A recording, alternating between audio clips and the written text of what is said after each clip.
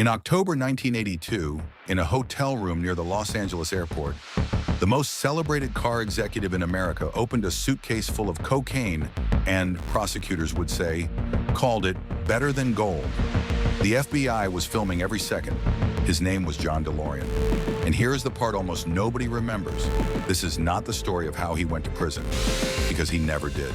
To understand how a man like this ends up on an FBI tape, you have to understand what he was before. Because John DeLorean was not some hustler on the make. He was the golden boy of the American car industry, the youngest division head in the history of General Motors, promoted to run Pontiac at just 40 years old. He held dozens of patents. He championed the Pontiac GTO, the car that lit the fuse on the entire American muscle car era. He climbed to run Chevrolet, then to the vice presidency of all of General Motors. He had the fast cars, the famous girlfriends, the private jet future. He had quite literally the keys to the kingdom. So why would a man like that walk away? And how does he end up here? In 1973, John DeLorean left General Motors, walked away or was eased out, depending on who you ask. The flashy, restless star and the button-down corporation had simply outgrown each other.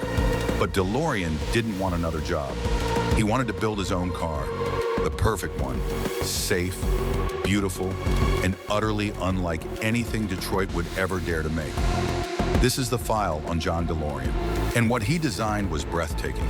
The DMC-12, a body of brushed stainless steel, never painted, never rusting, gull-winged doors that open to the sky, shaped by a legendary Italian designer, engineered by Lotus.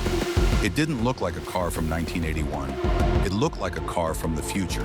But dreams cost money, more money than even John DeLorean had. And he found it in the most unlikely place on Earth, the British government.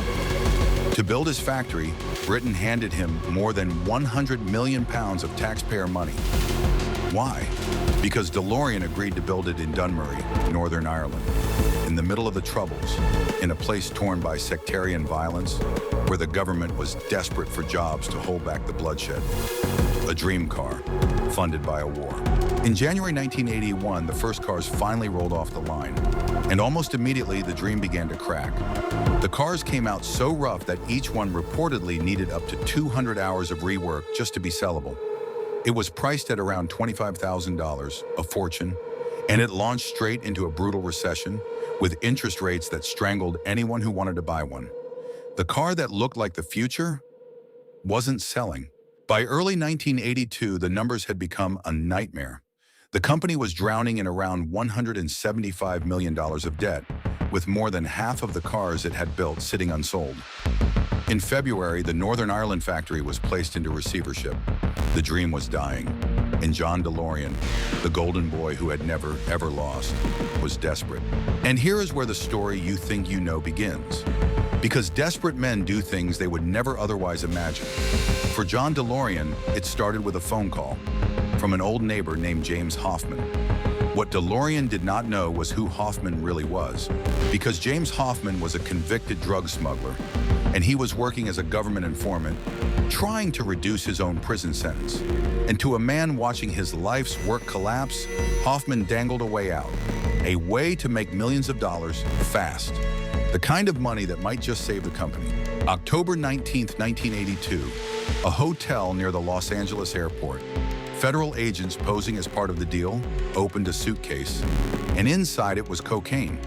Prosecutors would later say DeLorean looked at it and called it better than gold. Every second was on camera, and moments later, they arrested him.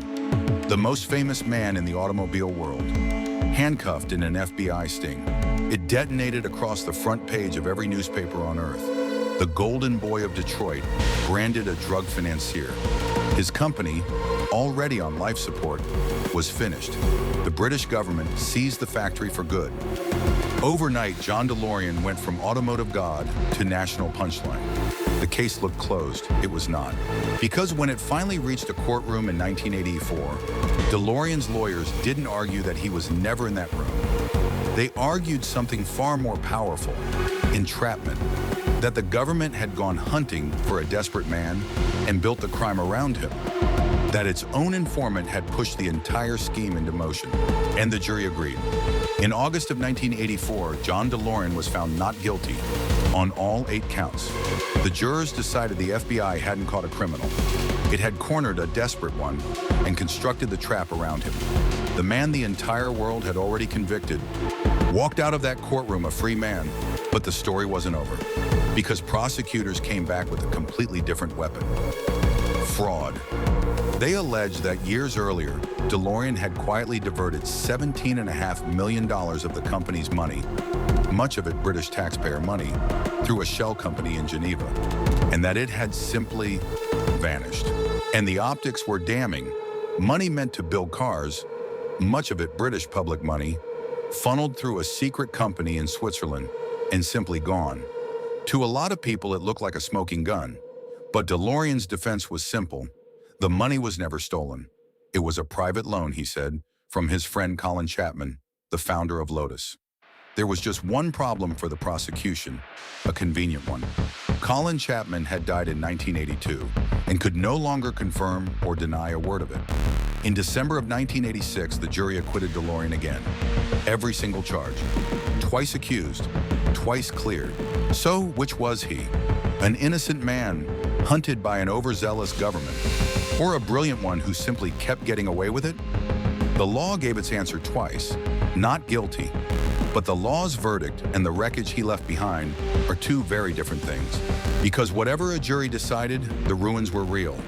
Around 2,500 workers in one of the poorest, most violent corners of the United Kingdom lost their jobs.